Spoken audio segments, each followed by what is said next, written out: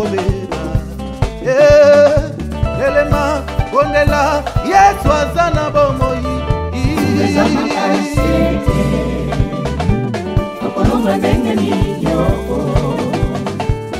Itumeza makasete Okolonga ndenge ninyoko elema bondela Yesu aza na bomoi mbutu moye o mama ye mama na lobe mama ye elema bondela tolo na se mbutu pe na moyi olemba te mama.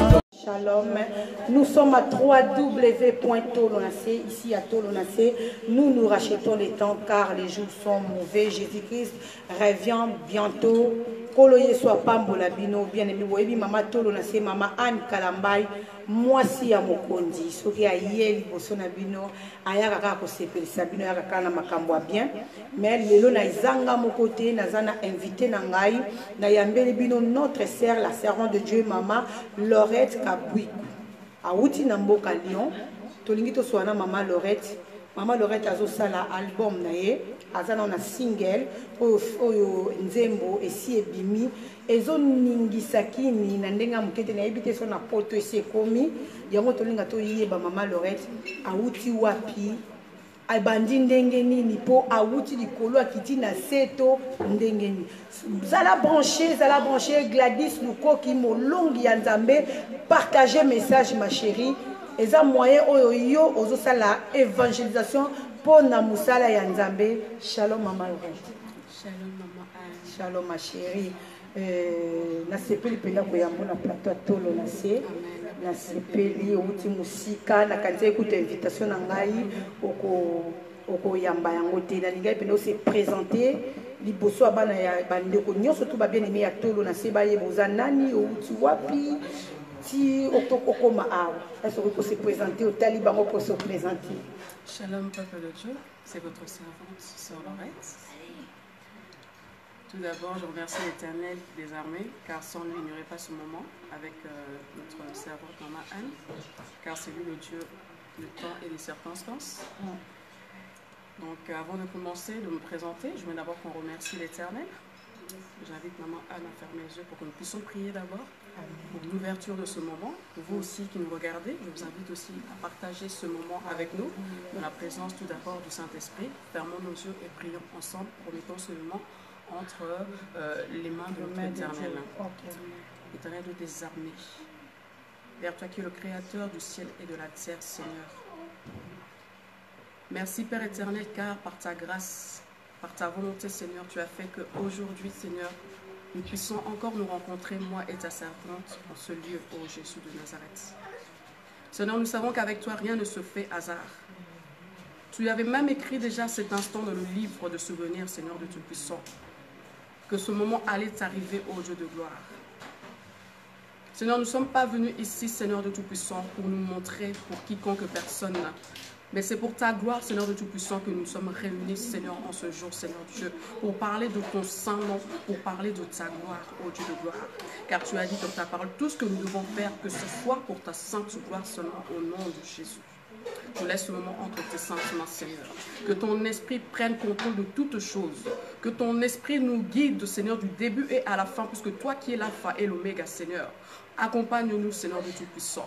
Guide-nous, Seigneur, Papa. Tout ce que nous dirons, Seigneur, soit pour ta propre gloire, Seigneur de Tout-Puissant. Que nos bouches, Seigneur, puissent, Seigneur de Tout-Puissant, Papa, parler que des bonnes choses, Seigneur de Tout-Puissant. Des bons fruits qui sortiront de nos lèvres, Seigneur de Tout-Puissant, dont, Seigneur, Papa, la bouche va parler qui viendra de notre cœur, Seigneur de Tout-Puissant, ô Dieu. Éternel de désarmer, Père. Que toutes les personnes, Seigneur, Papa, qui vont nous regarder, qui vont nous suivre, Seigneur de Tout-Puissant, que ton esprit puisse les toucher, Seigneur de Tout-Puissant, oh mon Dieu, mon roi, Seigneur, car nous voulons, Seigneur, à travers cette émission, Papa, non pas, Seigneur de Tout-Puissant, Papa, diviser, mais nous voulons, Seigneur de Tout-Puissant, réunir, Seigneur de Tout-Puissant, nous voulons bâtir, Seigneur, au nom puissant de Jésus, que toutes les personnes qui vont nous suivre, Papa, puissent être édifiées à travers, Papa, mon témoignage, à travers, Seigneur, mon histoire, oh Dieu de gloire, Seigneur Dieu. C'est pour cela, Papa, prends contrôle de toutes choses, au nom puissant de Jésus. Amen. Amen, amen, amen, amen, amen. Nala sir na bandako to sepeli comme la maman na biso Lorette Kapuikou. Maman s'est présentée, bananza mebaye bayo. Alléluia. Moi, je m'appelle la sœur Lorette Kapuikou. Beaucoup me connaissent, beaucoup ne me connaissent pas aussi, mais je pense qu'aujourd'hui, beaucoup de gens ont pu me connaître grâce à mon titre, mon idéal. Donc, la sœur Lorette vient de Lyon. Je suis venue de Lyon, pardon. Je suis venue à Paris pour rencontrer encore une fois de plus la sœur Anne, notre maman évangéliste. Et nous voulons partager ce moment avec vous. Tolingi to partager moment oyo na bino mama toli toyeba ozoyembela nzambe lelo outi wapi papa na yo nani po makambo ya kuba papa oyo ezoboma mboka papa na yo nani obandani wapi oyamba Yesu ndenge nini donc imekana no ko expliquer na bande kwa tolo na se moi moke ba comprendre depuis oza nani outi wapi Amen. po basa kitoko bo mona pe Gloire au Seigneur. Merci beaucoup, maman Anne. La sœur Lorette, moi je suis née à Kinshasa, à Kitambo. Je suis venue en Europe de bas âge. La Bible dit dans Jérémie, avant que tu fusses être formé dans le ventre de ta mère, je te connaissais déjà. Je t'avais déjà établi. Donc je pense que la sœur Lorette avait déjà reçu Dieu avant même d'être formée dans le ventre de ma mère. Donc c'est en naissant justement que j'ai voulu justement montrer cet amour qui était déjà dans le ventre de ma mère pour que ça puisse voir le jour, pour voir le Dieu qui m'a adoptée, le Dieu qui a fait que la sœur Lorette soit celle qu'elle est aujourd'hui. Et dans ma famille, nous sommes une famille chrétienne, maman Anne. Nous servons tous l'Éternel. Nous avons un papa qui a été justement chef d'orchestre. Maman, pareil, elle était aussi chantre. Et donc, je suis née d'une famille de base déjà chrétienne. Maintenant, comme tout enfant, quand on grandit, surtout l'adolescence, on ne fait pas très attention à la voix de Dieu. Ouais. Parce que nous avons un pied devant et un pied derrière. Et comme j'ai dit au début, Dieu me connaissait déjà même avant d'être formée dans le ventre de maman. Amen. Je pense qu'il a attendu que j'atteigne l'âge de la maturité pour qu'il se montre encore à moi à travers la chanson, l'adoration, la louange. Raison pour laquelle aujourd'hui je rends grâce à mon Dieu pour celle que je suis aujourd'hui. Donc moi j'ai eu mon baptême il y a plus de 7 ans. Mon papa spirituel, celui qui m'a baptisé, il s'appelle le pasteur Sampera, que je salue d'ailleurs, hein, s'il me suit. Pasteur Sampera, Pasteur Sampera, à Strasbourg. Et Sika, à Strasbourg. Donc j'ai été baptisée par immersion. Ensuite, j'ai dû quitter Strasbourg pour m'installer maintenant à Lyon, dans lequel j'ai un papa spirituel qui me suit, que je veux aussi saluer s'il nous suit, c'est le pasteur Aimé Ndombasi. Oh, moi aussi je salue papa Ndombasi et maman, que Dieu vous bénisse. Amen, amen. Voilà. Ok, c'est quoi maman, beaucoup de parce que moi, je suis une famille chrétienne. Mais tout le monde a rappelé que la famille chrétienne a vraiment combattu. Au papa yebi Nzambe, les parents yebi Nzambe, disons. Comment raconte-tu Nzambe? Pour ton âge, o yebi Nzambe, on a makola papa en Afrique, tous les parents baza a. Les parents baza en Afrique. On a toujours maman Anne. Peu importe la situation, le plus important est ça que en tant que ton Seigneur et ton Sauveur. Peu importe les combats, parce que tout enfant de Dieu est toujours combattu. Mais le plus important, c'est de savoir que nous avons un Dieu vivant qui a dit dans sa parole: ne craignez rien car l'Éternel combat. Moi je dis souvent, peu importe la situation, tu as reçu Christ en tant que ton Seigneur et ton Sauveur. Même si tu as été, même si tu étais une prostituée, même si tu viens d'une famille pauvre, même si tes parents justement ne t'avaient pas donné l'amour, mais le plus important, c'est que tu aies accepté Dieu en tant que ton Seigneur et ton Sauveur. Parce que lui-même l'a dit dans sa parole, laissez passer les choses passées. Regardez maintenant les choses présentes. Les choses présentes, c'est que maintenant la sœur Laurette a accepté Jésus-Christ en tant que Seigneur et Sauveur. Peu importe dans quelles circonstances, parce que c'est le passé. Maintenant, je regarde mon présent et mon avenir avec Dieu. Mais c'est alors que nous avons échappé vraiment question na ngai. Batu mususu bakuta na Yesu na hôpital.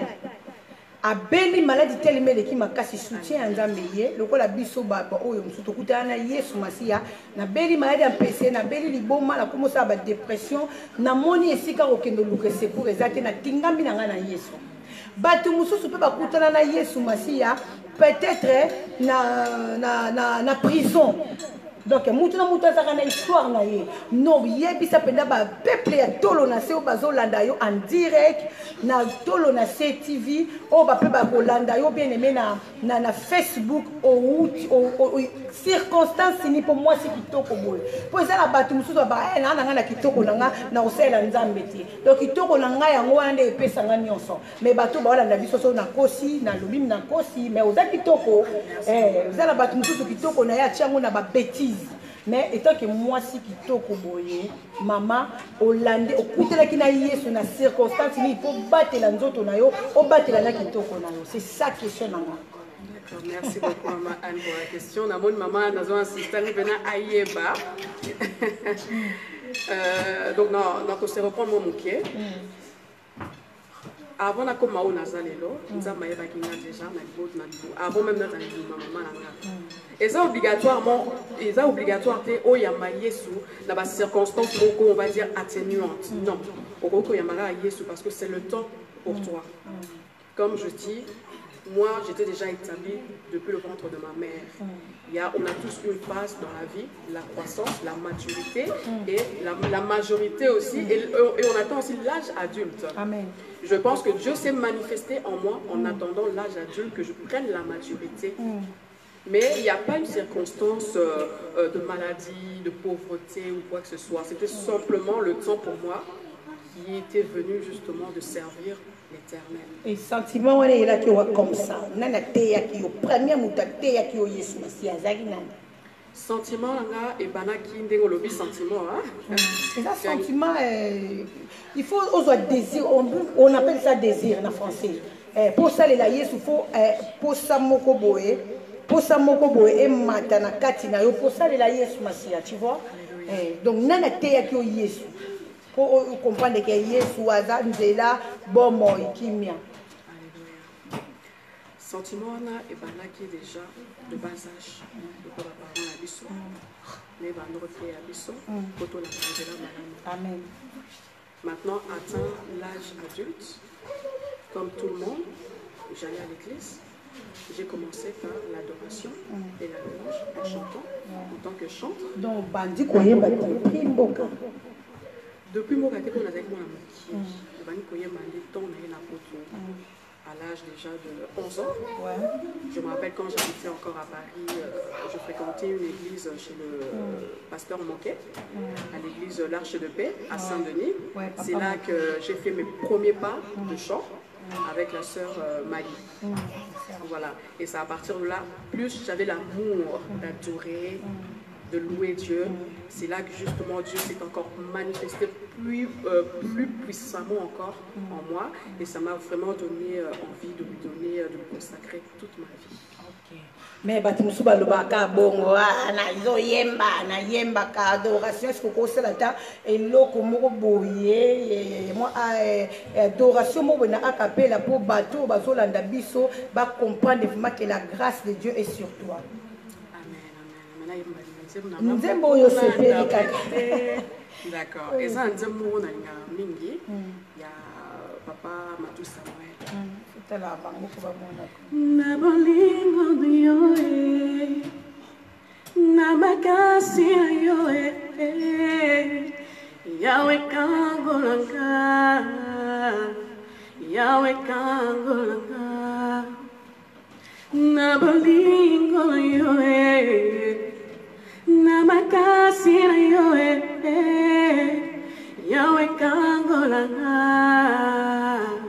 Yahweh kangolanga Yo kangola ki Daniele Nalibulu ya bakosi Papa kitaleluya Yahweh kangolanga Yo kangola ki Daniele Nalibulu ya bakosi Papa kitaleluya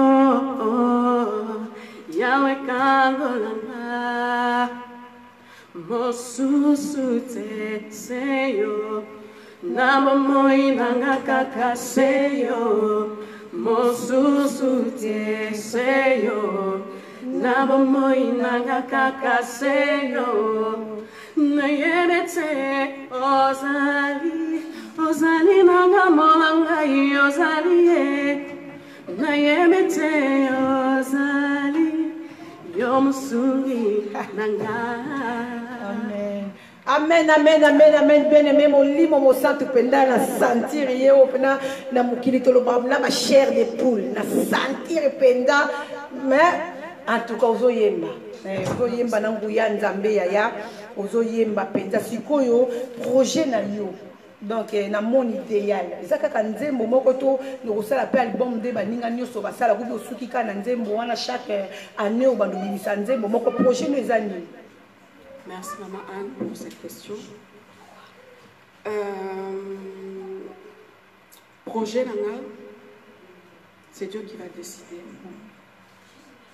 Parce que l'homme propose, mais c'est Dieu qui dispose.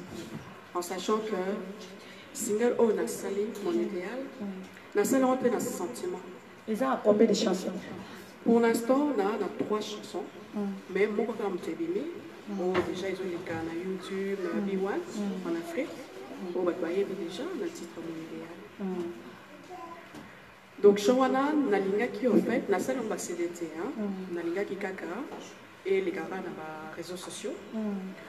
Pourquoi bongo ming batuninga mais est-ce que tu as un support au côté katé biso peto na kati ma baté ma chérie to kota ka studio senga mbongo na si bato babeta ba guitare bato babeta ki ba programmation wana tout donc au ça qui peut déplacement kolonga pe Lyon ko ya ko sala na Paris senga ipe mbongo donc yo siko sali na muka pona lokumu nzambe po kaba ngo bien poté kango lobby je sais pas. Continue. Maman Anne, quand Dieu donne la vision, il donne aussi la provision. La provision, ce n'est pas forcément financièrement. La provision, ça peut être comme aujourd'hui, Maman Anne m'a invité à cette émission. Pour moi, c'est déjà une rémunération de l'œuvre que j'ai fait pour l'Éternel. Parce que l'Éternel nous demande aussi d'être des sacrifices vivants, de se donner à lui comme des parfums de bonheur. Mais beaucoup aujourd'hui pense seulement la vision, c'est seulement financière.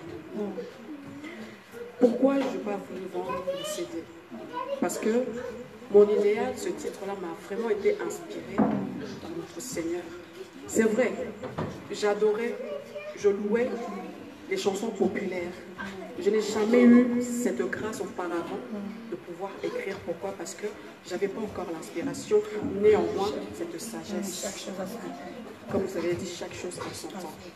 Ce titre est venu à un moment, je me rappelle, j'étais dans le lieu secret, en profondeur, avec notre Seigneur. Je passais des moments vraiment difficiles aussi dans ma vie. Notamment dans le plan sentimental. Ça nous arrive à tous d'avoir eu des déceptions. Et un jour comme ça, j'étais dans la prière. C'est là que Dieu m'a révélé cette terre. L'air de mon idéal.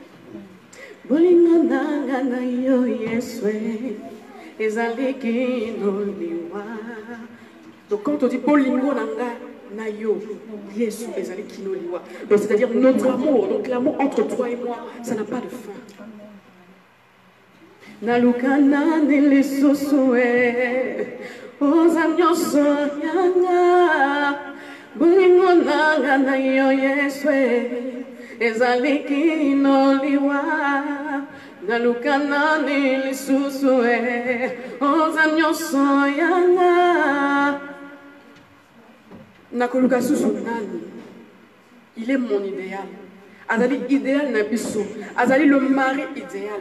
Il est la femme idéale. Il est les enfants idéal. Donc il est la personne que nous recherchons sur terre, qu'on n'arrive pas à trouver. Il est le consolateur. C'est lui qui apaise les cœurs. C'est lui qui donne la joie. C'est lui qui console dans des moments où vous êtes attristés. Il est là pour montrer que je suis présent. Je me rappelle, ce titre-là m'est venu. Dans le moment où on a ça qui bien te maman Anne et yelinga titre mon idéal nakamwe liboso na noyo kakaka o nzambe alobelinga nzambe atalisinga bwe. J'étais chrétienne aussi, mais je me disais mais comment ça fait bino nzambe azo visiter bino ngana nazo visiter ngate, est-ce que nazo sambela bien te peuple de Dieu nanomi tuna, est-ce que nazo sambela bien te? Mais le jour que l'esprit de Dieu m'a saisi à travers cette chanson, c'est là que j'ai compris que l'inspiration divine du Saint-Esprit existe. Pour moi, c'était comme une relation qui venait de commencer entre moi et mon papa. Amen. Je me suis dit non, je ne peux pas laisser partir ça comme ça. Pour moi, c'est un souvenir. Je vais prendre ce souvenir, je vais lui donner naissance. Je vais, comment dire, je vais justement l'élargir. Je veux rentrer au studio, mettre cette chanson au propre et le garder seulement comme un souvenir de cette relation, de cette inspiration divine que j'ai eue. Donc pour moi, ça, c'est juste une offrande que j'offre à l'Éternel. C'est pour ça que j'ai dit non, mon idéal, je ne peux pas vendre ça. Je ne peux pas vendre ça parce que je ne voulais pas que cet air que j'étais inspirée parte et s'envole comme ça dans la nature. Raison pour laquelle j'ai vraiment voulu lui donner un support, une naissance et le garder du plus profond de mon cœur, aux yeux des gens aussi, pour que les gens puissent comprendre qui est cet idéal dont la sœur Lorette, elle parle. Sœur Lorette alingi atalisa monene ya nzambe beneme oyo nzamba sali na bomo na ye na régie kuna tokosenga papa Eli ya nzambe misapi ya nzambe mutu ya nzambe makanisi ya nzambe Eli ya nzambe, donc il pensait na kati na ye, donc Eli ya nzambe kanisa aka ya nzambe po nyoso na ye ya Eli ya nzambe simbami na nzambe otelemeli Eli ya nzambe omoni nzamba kalamba liboso na yo papa Eli tombama ochela biso mama Lorette pote bakopusa na lisolo na biso bien aimé topo sanate to sana 3w.tolo na seso ko la vidéo na biso na kati ya YouTube kitana soko mona ba komi na rouge s'abonner yoko cliquer kaka s'abonner oko s'abonner nzambe apambola ma ficherie de Timpia na partage na yo ma chérie ndo ozo partager na zo mona kolo Yesu apambola biso. Savoir que tu m'aimes vaut plus que toute liberté. Je te promets un amour infini jusqu'à la dernière minute de ma vie.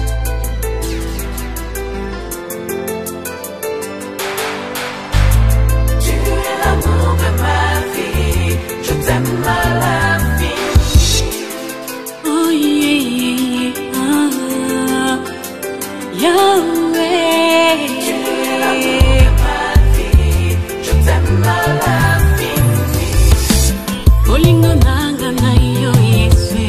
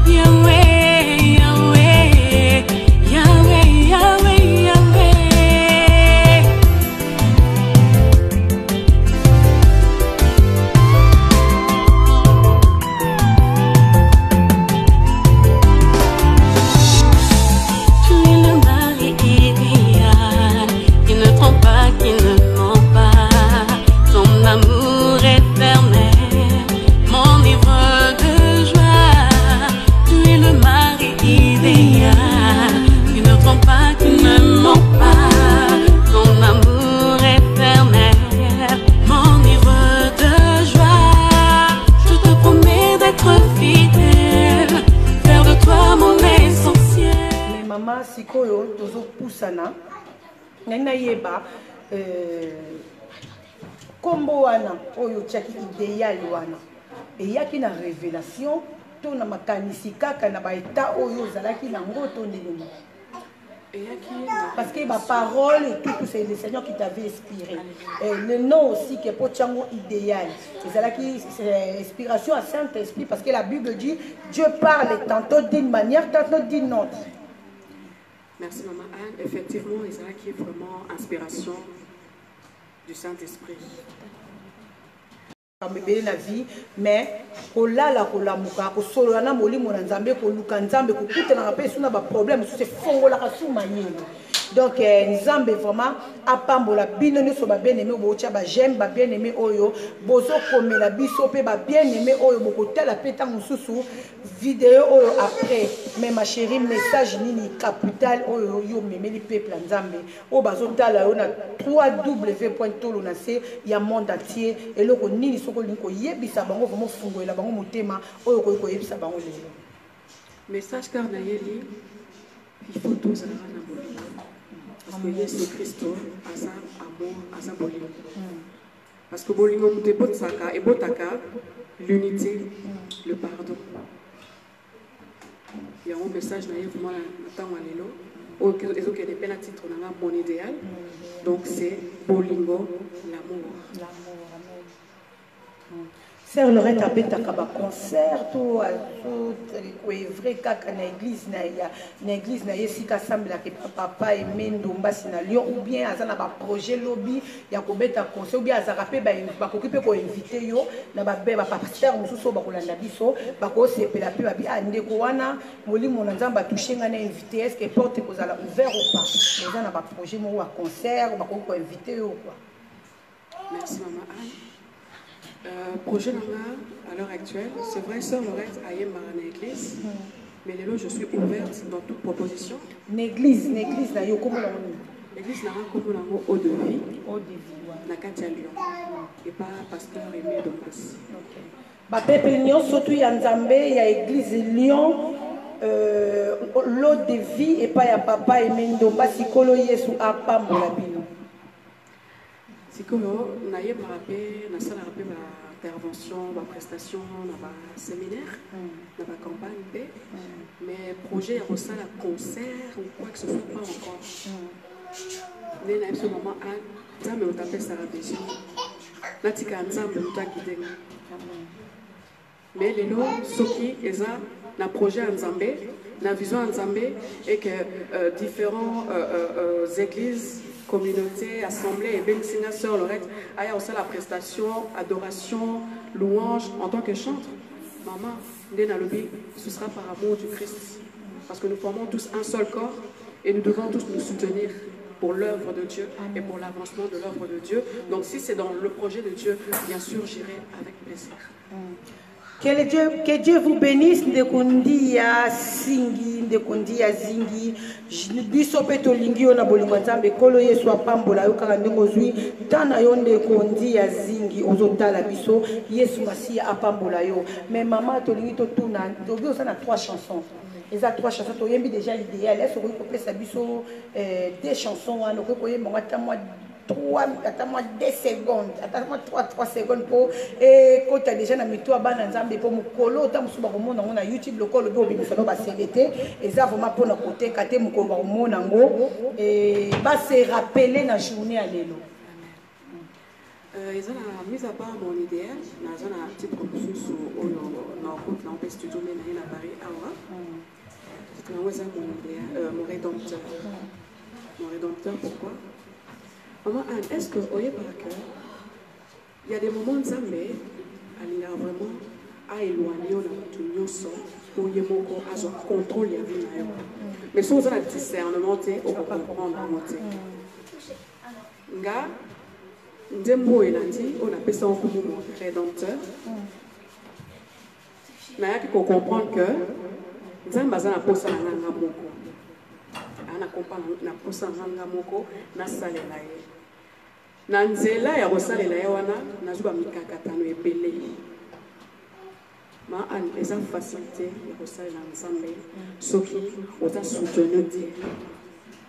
Et heureusement, tous avons un amour ensemble. Parce qu'avec lui seul, nous ferons des exploits. Le titre est ça, mon Rédempteur.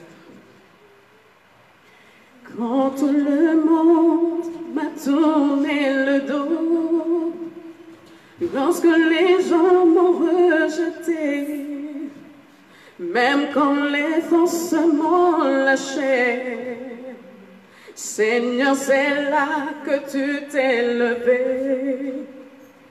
Quand tout le monde m'a tourné le dos, lorsque les gens m'ont rejeté, même quand les forces m'ont lâché, Seigneur, c'est là que tu t'es levé. Mon Rédempteur est vivant. Mon Rédempteur est puissant. Il se lèvera le dernier dans ma vie. Le reste à suivre. Mon rédacteur est vivant, il s'élèvera le dernier bien-aimé Natanga Bitumba, Natanga Mitungi, César Kanzambende, Moutou, Ayaka Kotelema, Poete Abundela Biso, Yangomoni, bien-aimé Nabiso, Maman Lorette Kabouikou, Ye Ayebaki Koyemba, c'est single Nayo, ils ont 3 chansons, ils ont un titre, Mon idéal. Donc, Yeswaza, Mobali Ajar Ye, Yeswaza, Naba façon Oyali, Naka Yeswaza, Nyoso, Pona Ye, Nabomo Naye, Natangwa Pasi, Tangwa Bandai Kolela. Na bakwe mususu tanga komaki na suka moto atelemaki moto suka ezalaki nzambe yango bien na biso amoni ke wolo pala tezali ya nzambe amoni eloko nini oye akoki kopesa nzambe te a préféré aipesa nzambe loyembo bien aimé ezali kabo oyo nzambe apesa e bien aimé s'abonner à votre chaîne Tolo na CTV, s'abonner, vous serez pas déçus. S'abonner, bien aimé na biso pe mususu boza na ba carrière bosali ba album na bino Tolo na eza ouvert pona koyebisa bana na nzambe ide na bino eza nini kokuta na bino na nzambe nzamba yebisi bino nini koyeba ko partager ba moment wana oyo bindo bo pasaki na nzambe na nzela ya lolembo po mutu na mutu azana na ndenge na ya se manifesta ka sentiment na ye donc ba o ba tie bango ba teya ba ko se manifester na koteya ba o pe ba tie bango ba modérer ba ko se manifester na ko modérer ba o ba tie bango ba yemba pe likaba ko yemba kati na bango pourquoi pas ba tombola nzambe na misala makasi ya minene ya kokamwa oyo nzambe asali na bon da bon nzela na loyembo bien aimé koyemba eza kobondela des fois kolo yesu apambola biso tozo chité tozo continuer na kati émission na biso tozongeli su maman na biso Lorette mot dernier ou bien bandeko ko pesa mbote o bakolanda yo ba misana ko soutenir yo okoyi ko lobani na tango comme na suka kamile ouais invité peut-être que nous faisons comme ça au Baksa. Et le Canada, dans le Baksa, maman, et le cours et l'équipe au niveau exact. Et là, biso ba chanteur, to comment on dirait, to commence concurrence.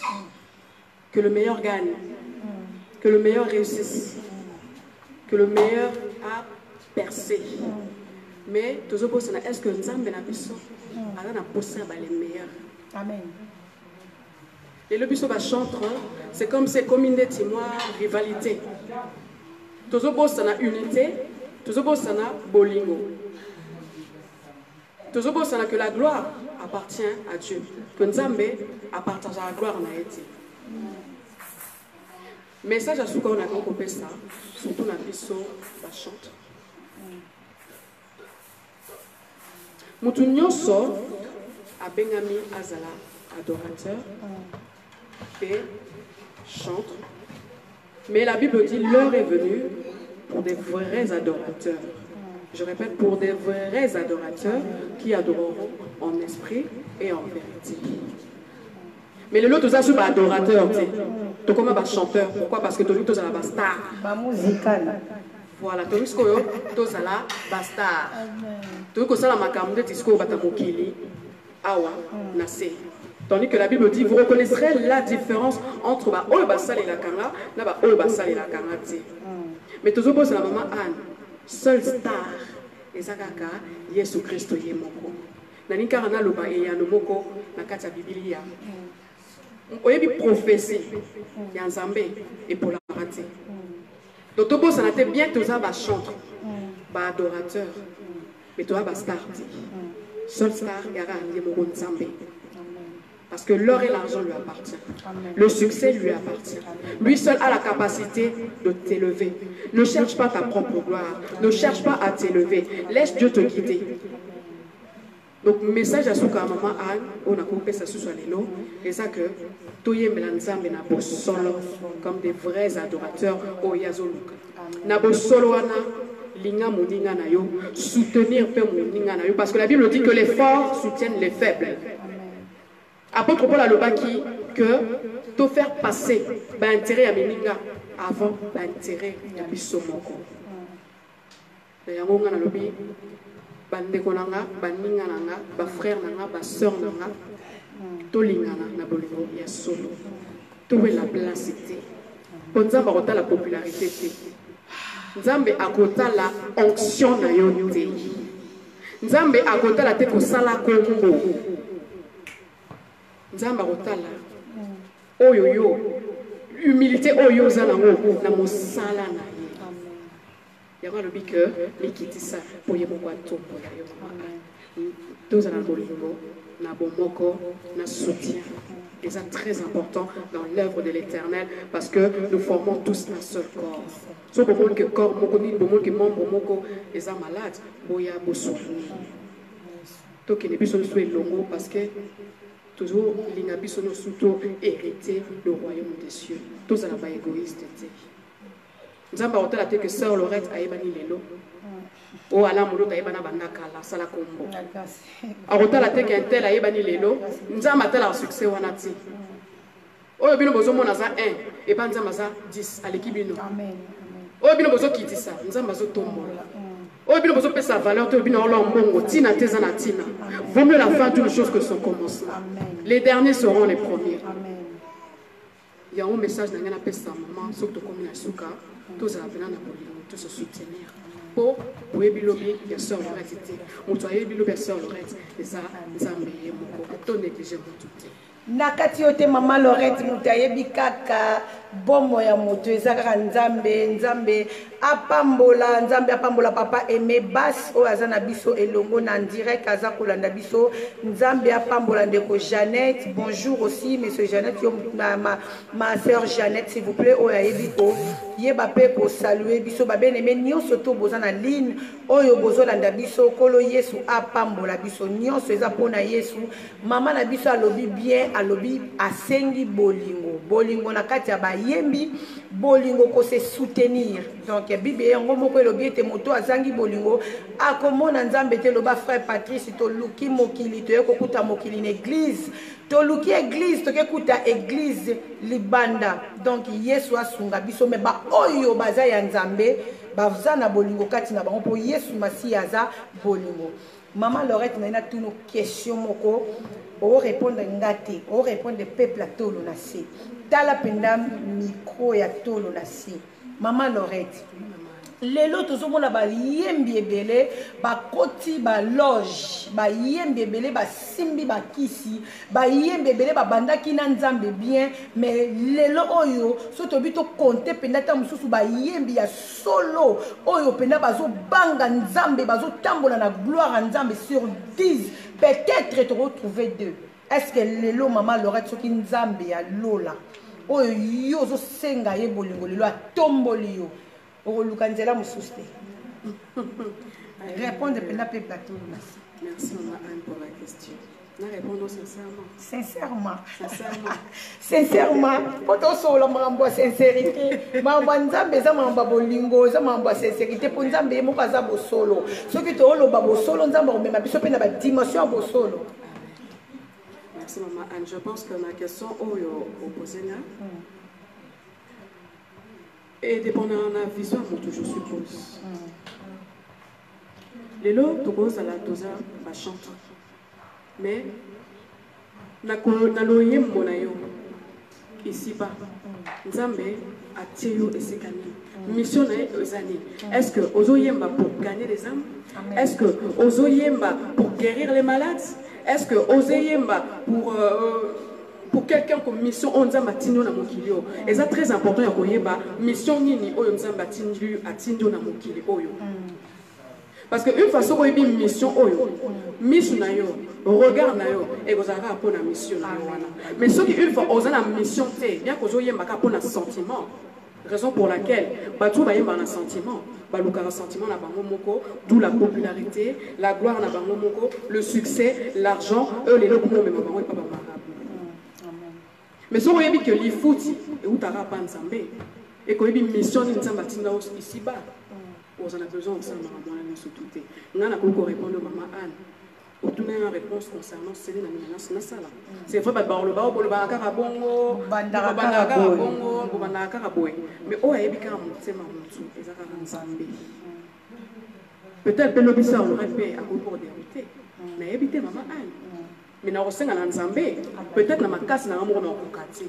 Mais il y a quand même longo pour justement na dérouter, na zalaka na chemin, oh, il y a tracé pour nous. Voilà la réponse de Maman. Voilà la réponse de maman Anne. Donc, il y a un Nzambé, biso nyo soto ebi kolanda maman na biso Lorette, Kabuiko, atiki mboka ya Lyon, aye kusala studio na ekati nesika oyo. Asengi biso na bana na Nzambe bolingo bomoko alobi to soutenir pe na ba prière. Poso ki to nzoto na nzoto toko kokate nani oya longa nzoto to alonga masumu na makasi na emoko azate esengeli ka mulimo mosantu nde aya na lisuli li kolona biso ba o nyoso batalela ka Yesu Masia ngana yebi ete longa ezala kaka maman Lorette, mot de la fin. Mot de la fin là déjà on a ici Nzambe merci parce que nous t'as le maître de temps et des circonstances. Permettre que les lots, tout le maman aux enfants pour la gloire. La Seigneur maman Anne, notre évangéliste, merci. Pour la Monique, Naza na fierté au bac les lots, Naza Motouya, na œuvre en Zambé. Parce que si on a Motouya, maman Anne, Anira Ben Samati. Et là, en plus, les autres amis, c'est ça. Koyeba, Ozakati reconnaître grâce à Moninga. Reconnaître grâce à Moninga. Mais pour reconnaître, il faut appeler notre bande, il y a ma bonne, il faut taper sur révélation. Donc, la Seigneur, Papa la Bisso, Yesu, merci. La Seigneur, Maman Anne, merci. La Seigneur, nous sommes pour la Bisso, la Simapé, merci. Pour continuer à la chaîne Nabiso www.tolonacé. TV 100% TV 100% Jésus avec maman Anne Kalambay. Moi si à mon compte. Moi si à mon compte. Merci Nabino Nyosotu. Nzambe abate la bino. Amen. Nzambe abate la biso, Nzambe abate la biso, ezalaki ya bongo, ya bino servant de Dieu évangéliste Anne Kalambay mama tolo na se mwasi ya mokondi, liboso ya bekran na bino ya ba téléphone na bino ya ba tablette na bino, soki Yesu Masi azongi te, bien aimé to koyeba ko zonga lisusu na plateau na mama na biso Lorette parce que eza na France. Pardon, Azan à Paris, à Kitaki Lyon, à Yakina Paris, pour na koyeba ko silisa single na ye nzembo liboso ici eza déjà en ligne o ezo lekezo ningi samboka Congo en tout cas ezo mema batu na présence en Nzambe aye kokota pour na deuxième chanson et troisième chanson to senga kaka Nzambe alola a sunga Nzambe a poussa ye penda kende liboso biso pe bato to ebi kolanda pe oyo kolanda émission o bien aimé tia pe bien aimé na mabondeli e kozala malam poto ça pe na besoin ya ba soutien na biso ya ba soutien na bino s'abonner massivement à votre chaîne Tolonacé TV ici à Tolonacé à chaque fois je vous dis nous rachetons le temps nous rachetons le temps les jours sont mauvais Jésus-Christ revient bientôt. na pesi bino nyonso tu bandeko ya mokili mobimba mbote na kombo na Yesu Masiya. Ba shalom, ba shalom, ba shalom. Bandeko nyonso tu bana nyonso tu ya mema bana ya papa Kalambai, pasteur Carlos Kalambai na même église mission évangélique le messager de l'alliance. Na pesi bino mbote na kombo na Yesu na tali na Lyon. Na moni papa aimé Ndomba église lolo de vie. Ndaku ya mama Ana Kalambai na mama na biso na pesi bino mbote na Lyon na kombo na Yesu Masiya bokende liboso kolo Yesu apambola bino ba pasteur nyonso tu ya tolo na se na moni pasteur Ezekiel Sembuku que le Seigneur te bénisse. Nathalie na Sergi na moni pasteur Julo Simbula kolo Yesu apambola biso soki kolo Yesu Masiya yete bien aimé tokoyeba kokutana lisusu na ekotala pasteur Benjamin namoni pasteur Benjamin Nzambe apambola yo na kena Kishasa mon papa prophète José Yanda Nzambe apambola biso nyonso soki kolo Yesu azongi te bien aimé tokozonga lisusu na mikolo oyo koza ya koya. Merci, je vous aime beaucoup. Bisous. Bye. Non, c'est bon, moi, souka, bazotala biso tozokata bazokota na la voix na yo bamiro bakolala balali bao bakotombola maboko batomboli molimo nanga kumisa kolo mayele nanga kumisa kolo molimo nanga kumisa kolo yena zali Nzambe na bomo soki banguna batele melinga nalembisa makana maloba kolo bakoti bolali bulu pona kufa atele makabunela kanga Nzambe nanga azali na bomo atele maka moto suka na nyonso oyo baloba kaizali ya solo Nzambe nanga azali na bomo Nzambe nanga azali na bomo atele maka moto suka na nyonso oyo baloba kaizali ya solo Nzambe nanga azali na bomo Nzambe nanga azali na bomo Nathalie na yekomona na moto suka wa koti na ligne ma grande sœur propre Jolma Mayalosi Jolma tozo lela ba pareil pour na tolo na se Jolma